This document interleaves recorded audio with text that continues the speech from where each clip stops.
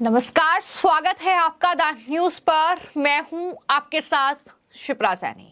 उत्तराखंड से बड़ी खबर है। आज इंतजार खत्म हुआ है और मुख्यमंत्री पुष्कर सिंह धामी ने समान नागरिक संहिता विधेयक पेश कर दिया है।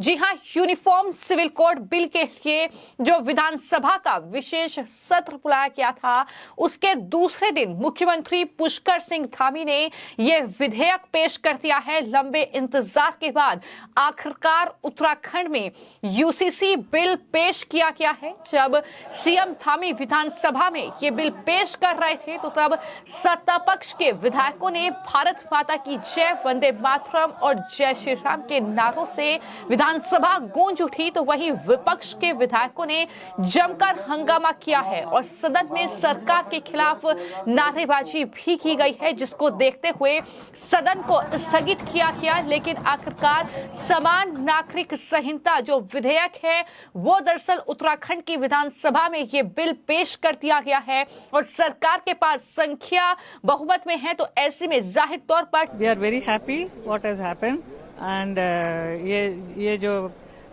पास हुआ है रूल, जिसकी वजह से सारे महिलाओं के लिए बहुत ही अच्छा है, बहुत ही nice good news for them कि सबका बेनिफिट होगा इसमें। सब वर्ग के महिलाएं, not only Hindu, Muslim, Sikh, ईसाई, all kind of women will be benefited. They were deprived of many things for the last so many years. So उनके लिए अच्छा है, हमारी सरकार ने ये किया है, ये काम इतना अच्छा काम। So I am very proud and I feel very happy. वो हर बात पे अपोजिशन गलत ही बोलते हैं ना, तो उनको बोलने दीजिए, अभी क्या करें। तो आप लोग भी यही सवाल पूछते हैं क्या कहना है, अभी क्या कहना है, क्या they are doing their duty but we are doing our job and we are doing very well and the people are with us. Modi ji के सरकार के साथ पूरा the entire country is there. यह बिल विधानसभा से पास होकर राज्यपाल के हस्ताक्षर के बाद कानून बन जाएगा और उत्तराखंड में अब कुछ बड़े बदलाव इस बिल के साथ होते नजर आएंगे। तो मैं आपको ये जानकारी दे दूं कि गोवा के बाद उत्तराखंड जल्द ही समान नागरिक संहिता लागू करने वाला देश का दूसरा राज्य इसी के साथ बन जाएगा। हालांकि आजादी के बाद ये पहला राज्य होगा जिसमें समान नागरिक संहिता कानून को लागू किया जाएगा। तो यूसीसी पर जो उत्तराखंड के मुख्यमंत्री हैं पुष्कर सिंह धामी, उन्होंने ये कहा है कि राज्य में सबको समान अधिकार प्रदान करने के लिए हम सदैव संकल्पित हैं। ये उनकी तरफ से कहा गया है। आखिरकार इंतजार खत्म हुआ है, ये भी पुष्कर सिंह धामी ने कहा है। क्या कुछ कहा है उन्होंने और किस तरीके से खुशी जाहिर की है यूसीसी बिल को लेकर। आज प्रतीक्षा समाप्त हो रही है और आज देवभूमि से समान नागरिक संहिता लागू होने की दिशा में हम आज सदन में इसको प्रस्तुत कर रहे हैं। तो उत्तराखंड की विधानसभा में यूसीसी बिल पेश कर दिया गया है और अब यूसीसी कानून जो है वो उत्तराखंड में लागू होने के लिए तैयार है। तो ऐसे में क्या कुछ बड़े बदलाव हो सकते हैं और समान नागरिक संहिता के क्या कुछ प्रावधान जो है वो दरअसल इसमें है। मैं आपको जानकारी दे दूं कि इसमें महिलाओं की शादी की उम्र बढ़ाकर 21 साल की गई है। तो वहीं शादी का रजिस्ट्रेशन जरूरी होगा। लिव इन में जो कपल रहते हैं वो अपने फैसले के बारे में अपने माता पिता को जानकारी देंगे, उसके लिए भी बाकायदा रजिस्ट्रेशन करवाना होगा। हलाला और इद्दत की प्रथा पर रोक होगी। बहुविवाह गैर कानूनी होगा, ये भी बड़ा प्रावधान है। पति पत्नी को तलाक लेने का समान हक है। साथ ही जनसंख्या नियंत्रण को लेकर भी सिफारिश जो है वो की गई है। तो कहीं ना कहीं ये बड़े बदलाव उत्तराखंड में देखने को मिलेंगे।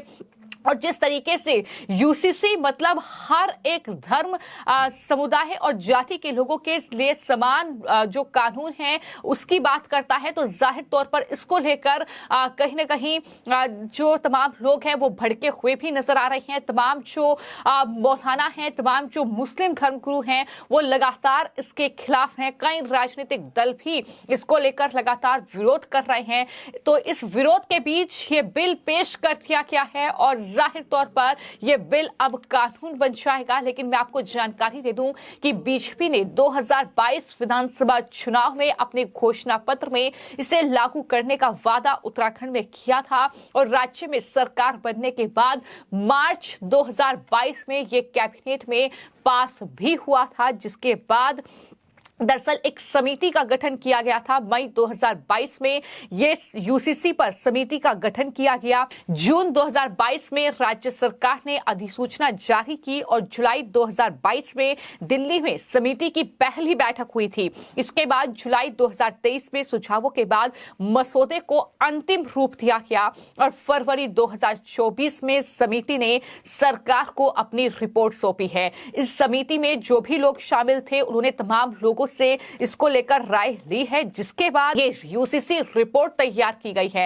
मैं आपको ये भी बता दूं कि दरअसल समिति ने समाज के विशिष्ट लोगों, समाज सेवियों, धार्मिक नेताओं और नागरिकों से बातचीत की है इस सिलसिले में।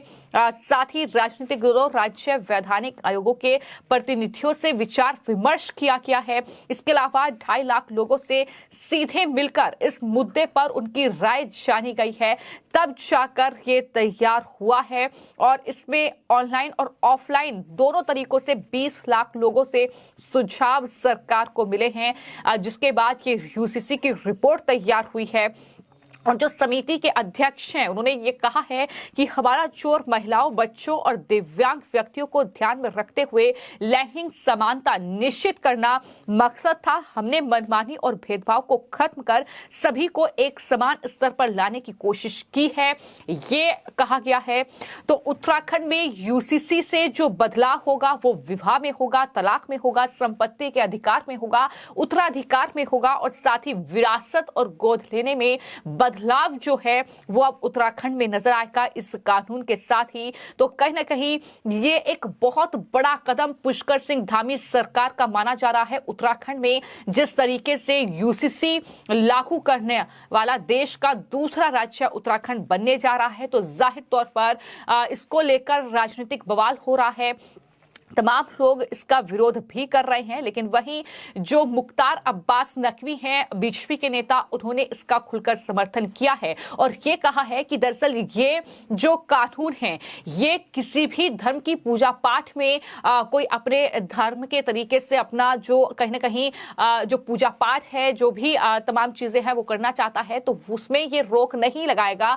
लेकिन जो मनमाने तरीके से चीजें लागू की गई हैं जाहिर तौर पर उस पर ये रोक लगाएगा। तो ऐसे में उन्होंने इसको लेकर खुशी जाहिर की है। यूनिफॉर्म सिविल कोड जो भी गवर्नमेंट ऑफ द डे, चाहे स्टेट्स की हो चाहे सेंटर की हो, उसकी कॉन्स्टिट्यूशनल रिस्पांसिबिलिटी है, कॉन्स्टिट्यूशनल ड्यूटी है। और कॉमन सिविल कोड को लेकर के जो लोगों ने कंफ्यूजन क्रिएट करने की कोशिश की है, कॉमन सिविल कोड किसी धर्म के धार्मिक जो उसकी अधिकार है या धार्मिक कर्तव्य है उस पर किसी तरह का कोई बंदिश है, किसी तरह की रोक थोड़ी है भैया। आप जिसको पूजा करना है वो पूजा करे, जिसको नमाज पढ़ना है नमाज पढ़े, जिसको चर्च में जाना है वो चर्च में जाए, जिसे गुरुद्वारे जाना है गुरुद्वारे जाए। जो धर्म मानता है वो भी स्वतंत्र है, जो धर्म को नहीं मानता वो भी स्वतंत्र है। इसलिए कॉमन सिविल कोड वक्त की जरूरत है और मुझे लगता है कि जो राज्य भी और जो भी इस क्षेत्र दिशा में काम कर रहे हैं वो संवैधानिक रूप से अपनी संवैधानिक कर्तव्यों का निर्वहन कर रहे हैं। सपा के सांसद एचटी हसन का बयान सामने आया है। उन्होंने कहा कि अगर यूसीसी कुरान में मुसलमानों को दी गई हिदायतों के खिलाफ है तो हम इसका पालन नहीं करेंगे। देखिए, हमने कहा ना, अगर कोई कानून ऐसा बनता है जो हमें मुसलमानों को कुरान पाक ने जो हिदायत दी हैं उसके खिलाफ बनता है, जैसे कि हम 1450 साल से पैतृक संपत्ति में बेटी का हिस्सा हम दे रहे हैं, कितना दे रहे हैं वो अलग बात है, उसके खिलाफ कोई कानून बनता है तो हम उसको मानने को तैयार नहीं हैं। अगर हित में नहीं, मुसलमानों के हित में अगर है, हमारी शरीयत के साथ साथ है हर वो कानून शरीयत का जिससे किसी दूसरे को परेशानी नहीं हो रही, तो इन्हें क्यों परेशानी है? ये कब तक हिंदू मुसलमान करके वोट पोलराइज करते रहेंगे? ये उनकी तरफ से बयान दिया गया है। तो तमाम राजनीतिक बयान सामने आ रहे हैं, लेकिन यूनिफॉर्म सिविल कोड को राष्ट्रीय स्तर पर भी लागू करने की मांग लगातार हो रही है कि देश में सभी धर्मों के लोगों के लिए समान कानून होने चाहिए। शादी में, तलाक में, उत्तराधिकार में, तमाम चीजों में समान कानून ही होना चाहिए। क्योंकि फिलहाल अगर बात की जाए तो मुस्लिमों के अपने अलग कानून हैं। मुस्लिम पर्सनल लॉ के मुताबिक दरअसल वो उन पर कार्रवाई होती है। विवाह और तलाक की अगर बात की जाए तो ऐसे में हिंदुओं के लिए हिंदू मैरिज एक्ट है, तो इस तरीके के कानून हैं, लेकिन सबके लिए बराबर कानून हो, ये मांग लगातार हो रही है। और इसकी शुरुआत ऐसा लगता है कि बीजेपी शासित राज्य उत्तराखंड से हो चुकी है, जहां पर बिल पेश कर दिया गया है और अब राज्यपाल के हस्ताक्षर के बाद ये कानून बन जाएगा और देश का दूसरा राज्य होगा उत्तराखंड, जहां पर यूसीसी लागू होगा। तो देखना होगा कि इसको लेकर क्या कुछ राजनीतिक बवाल देखने को मिलता है, लेकिन ये बड़ी खबर है कि आखिरकार इंतजार खत्म हुआ और राज्य के मुख्यमंत्री पुष्कर सिंह धामी ने विधानसभा में ये बिल पेश कर दिया, जहां विधानसभा भी जय श्री राम के नारों से गूंज उठी। फिलहाल आपकी इस पूरे मामले को लेकर क्या राय है, हमें कमेंट बॉक्स में जरूर लिखें। धन्यवाद।